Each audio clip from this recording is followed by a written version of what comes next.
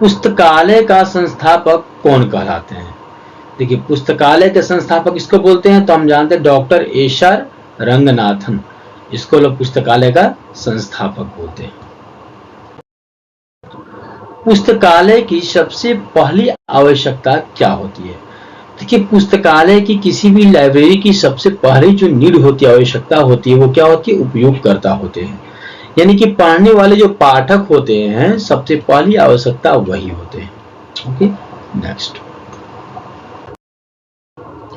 पुस्तकालय संगठन का सबसे महत्वपूर्ण तत्व क्या होता है? तो सबसे महत्वपूर्ण तत्व होता है क्या? उपयोगकर्ता सेवा, यानी कि उपयोगकर्ता की सेवा करना ही सबसे इंपॉर्टेंट वर्क होती है। पुस्तकालय का प्रथम नियम क्या है? अभी हम लोगों ने पढ़ा है पुस्तकालय का प्रथम नियम क्या होता है। पुस्तकालय का पूरा कितना नियम होते हैं? 5 रूल होते हैं। पुस्तकालय के टोटल रूल कितने होते हैं? 5 नियम होते हैं। अब कौन कौन से नियम होते हैं? तो पहला नियम क्या होता है? हर पाठक को उसकी पुस्तक मिलनी चाहिए। ओके, यानी कि हर पाठक को उसकी पुस्तकें मिलनी चाहिए। अगला क्या है? पुस्तकें उपयोग के लिए होती है। फर्स्ट रूल यही है, पुस्तकें उपयोग के लिए होती है। दूसरा क्या है? हर पाठक को उसकी पुस्तकें मिलनी चाहिए। थर्ड रूल क्या है? हर पुस्तक को उसका पाठक मिलना चाहिए। चौथा रूल क्या है? पाठक का समय बचना चाहिए। और लास्ट पांचवा क्या है? तो पांचवा है आपका लास्ट, बस पांचवा है पाठक का समय बचना चाहिए। चौथा हो गया। पांचवा हो गया पुस्तकालय एक जीवित संस्था है। पुस्तकालय लाइब्रेरी जो है वो क्या है? वो जीवित संस्था है।